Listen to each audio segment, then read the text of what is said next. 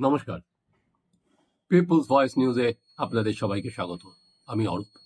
আমি লাট সাহেবকেই প্রশ্নটা করতে চাই, রাজ্যপাল সিভি আনন্দ বোসকে।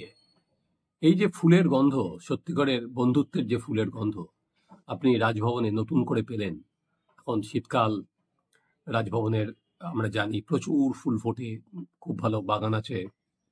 সেই ফুলের গন্ধ, পাশাপাশি আপনি মুখ্যমন্ত্রীর সঙ্গে বৈঠক করার পর হাসি মুখে একটা ছবি দিয়েছেন এবং বলেছেন সত্যিকারের বন্ধুত্ব ফুলের মতো।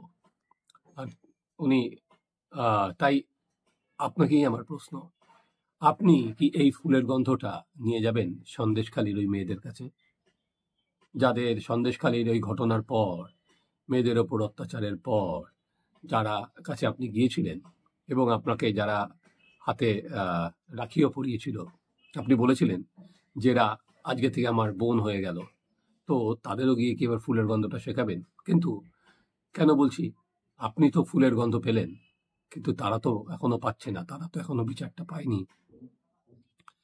রাজ্যপাল আর মুখ্যমন্ত্রী দীর্ঘদিন পর আমরা হাসি হাসি মুখে ছবি দেখলাম। রাজভবনে মুখ্যমন্ত্রী মিটিং করলেন এবং তারপর রাজ্যপাল তাকে ফুলের স্তবক দিলেন এবং তার টুইটার হ্যান্ডেলে যেটা লিখলেন সেটা আমি একবার আপনাদের করে পড়ে দিই।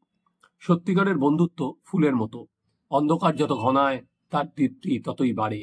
আমরা হয়তো দূরে দূরে রয়েছি, তবু একে অপরের দিকে হাত বাড়িয়ে আমরা একই বৃক্ষের শাখার সঙ্গে যুক্ত।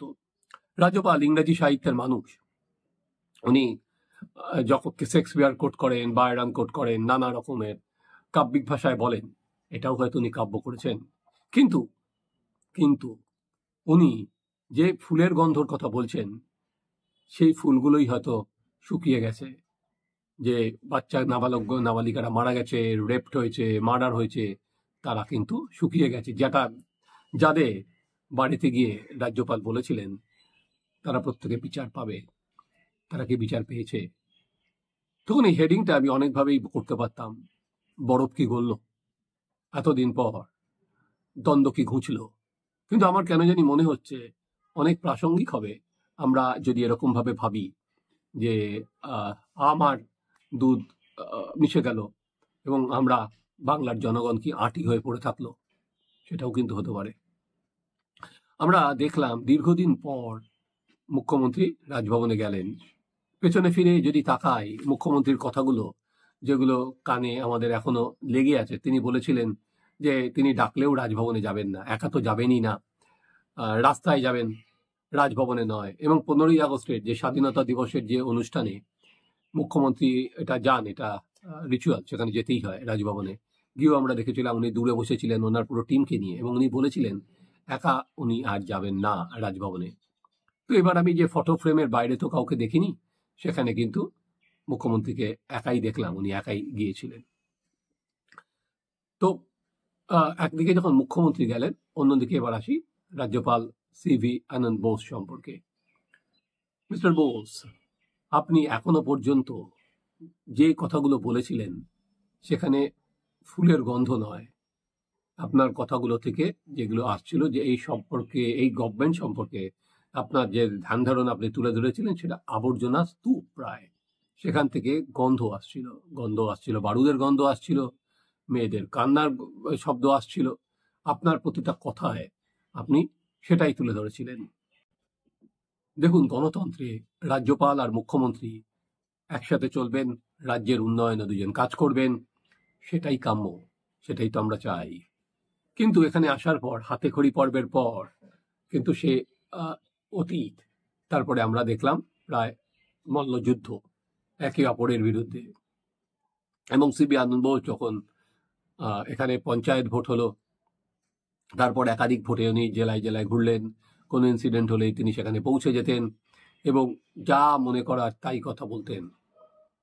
রাজ্যে আর কি কোনো আইনের শাসন নেই, রাজ্যের প্রশাসন রাজনৈতিক মদতপুষ্ট, এখানে পুলিশ ঠিকভাবে কাজ করে না, এখানেই শেষ না। এটা তাও যদি এখানেই শেষ হয়ে যেত তাহলে একরকম মানে হতো। তারপর আমরা যেটা দেখলাম যে রাজ্যপালের বিরুদ্ধেই সরাসরি ধর্ষণের অভিযোগ এবং সেটা এখন আদালতের বিচারাধীন। আমরা কিন্তু এটা আগে পশ্চিমবঙ্গের আর কি রাজভবনের যে ইতিহাস, তার ইতিহাসের সঙ্গে এটা সামঞ্জস্যপূর্ণ নয় যে রাজভবনের কোনো রাজ্যপালের বিরুদ্ধে এরকম অভিযোগ করা হয়েছে। এবং তারপর তো একাধিক ঘটনা মনে পড়ে, ওখানে বিধায়করা শপথ গ্রহণে যেতে রাজি হননি, মুখ্যমন্ত্রী একা যেতে রাজি হননি, তারপরে রাজ্যপাল বিধায়কদের শপথ গ্রহণ নিয়ে টাল বাহনা, সে তো নানা, আপনারা যদি একটুখানি ইউটিউব সার্চ করেন, গুগলে উল্টান, মণিমুক্তের মতো কথা রাজ্যপালের পাবেন। তাহলে আপনার তো ফুলের গন্ধ নিয়ে আপনি এগিয়ে গেলেন, বাংলার জনগণ কি করবে? সব স্লেট মুছে দেবে যে আপনি আপনার ইচ্ছে মতো ফুলের গন্ধ পাবেন, আপনি আপনার ইচ্ছা মতো বারুদের গন্ধ পাবেন, আর পাঁচ পাবলিক তারা চুপচাপ দেখবে। প্রশ্নটা সেখানেই। আপনাদের পজিশনে যেহেতু রাজ্যের সাংবিধানিক প্রধান, কি বলবেন, কতটা কথা বলবেন, সবই কিন্তু মানুষ নজরে রাখে। আমরা এমন কথা কেন বলবো কালকে যে কথা আমরা আর কি মানতে পারবো না, আমাদের 360 ডিগ্রি ঘুরে যেতে হবে? দেখুন, এখানে নানা রকম বিষয় সামনে আসছে। হঠাৎ করে এটা কি পার্মানেন্ট সন্ধি না কিছু দিনের জন্য সন্ধি? কেউ বলছেন যেরকম একটা যে যেহেতু আমাদের পাশের দেশ বাংলাদেশ এখন অস্থির পরিস্থিতি, সেখানে কেন্দ্র কোনো সময় চাইছে না যে রাজ্যপাল এবং মুখ্যমন্ত্রীর সম্পর্কে কোনো মতবিরোধ হোক বা ফাটল ধরুক, তাহলে আরো পরিস্থিতি খারাপ হবে। এবং যেটা অলরেডি আমরা খবর পাচ্ছি যে প্রচুর স্লিপার সেল জঙ্গিদের এই রাজ্যে ছড়িয়ে পড়েছে, এরকম খবর ওখানে আসছে। কেউ আবার যারা রাজনীতির কারবারি, তারা এর পেছনে অন্য রাজনীতি দেখছেন। দেখুন, রাজ্যপাল হচ্ছেন ওই হাওয়া মোড়ক, দিল্লির হাওয়া কোন দিকে যাচ্ছে বা দিল্লি যেদিকে বলছেন সেদিকেই উনি ঘোরেন। আগে দিল্লি ওনাকে ফোঁস করতে বলেছিলেন, উনি ফোঁস করেছেন। এখন দিল্লি ওনাকে রিলেশন রাখতে বলেছে, উনি সম্পর্ক রাখছেন। মধ্যখানে উনি প্রায় রোজই আর কি দিল্লি যাতায়াত করতেন। আমরা দেখলাম কোনো সময় রাষ্ট্রপতির সঙ্গে গিয়ে রিপোর্ট দিয়ে এলেন, কোনো অমিত শাহর সঙ্গে মিটিং করতেন, উনি নানা একাধিক কেন্দ্রীয় মন্ত্রীর সাথে মিটিং করেছিলেন। প্রায় একটা ধারণা হয়েছিল এই তো প্রায় সরকারটা পড়ে গেল। তো তারপরে দেখলাম বেশ কিছুদিন উনি চুপ। এরপর আবার কিছুটা দ্বন্দ্বের অবসান হলো যখন উনি উপাচার্য পদ, রাজ্য প্রশাসন বা মুখ্যমন্ত্রী যে নামগুলো পাঠিয়েছিলেন তিনি সেগুলো মেনে নিয়েছেন। উনি নিজে এবার শপথ গ্রহণে চলে গিয়েছিলেন হচ্ছে বিধানসভায়। এরপর তারপরে মুখ্যমন্ত্রী মুখ্য সচিবকে নিয়ে চলে এসেছিলেন রাজভবনে। তো রাজ্যপাল তো নিশ্চয়ই উনি ফুলের গন্ধ পেয়েছেন, কিন্তু এই যে বললাম, এই ফুলের গন্ধে কি আগেকার যে কথাগুলো আমরা চাপা দিয়ে দেব? কেন দেব? উনি আজ যেগুলো বলেছিলেন, তাহলে আজকে তাদের কাছে গিয়ে দাঁড়াতে পারবেন আর কোনোদিন? আজকে ওই মহিলাদের কাছে গিয়ে দাঁড়াতে পারবেন? তারা তো এখনো বিচার পায়নি, সন্দেশখালীর মেয়েরা।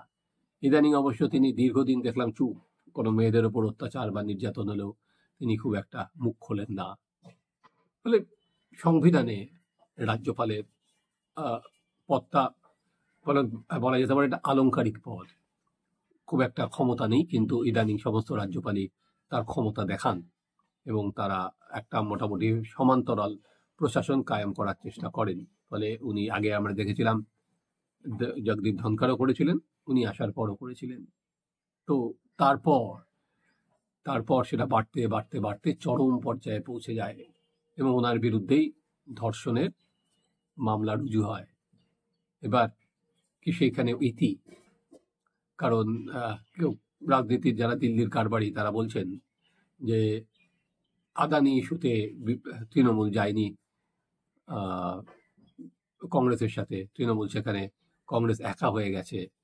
তো জাতীয় রাজনীতিতে তৃণমূল যত কংগ্রেসকে একা করে দেবেন, এখানেও তৃণমূলের সাপোর্ট হয়তো কেন্দ্রের স্তরে বাড়বে, জানা নেই। তো সেটাই যদি হয়, যদি আপনি ফুলের গন্ধই পান, তাহলে আপনার কাছে আমার দুটো তিনটে প্রস্তাব থাকলো। এই 100 দিনের কাজ, আবাসের কাজ, যে টাকাগুলো দীর্ঘদিন ধরে আটকে আছে যে দুর্নীতির অভিযোগে, সেগুলো তাহলে পারলে ছাড়িয়ে নিয়ে আসুন। তাহলে বাংলার মানুষ এবং যারা কাজ করেছে, যারা চুরি করেছে নিশ্চয়ই শাস্তি হবে, তাদের চুরির দায়ে তারা জেলে যাবে। কিন্তু সবাই তো চুরি করেনি।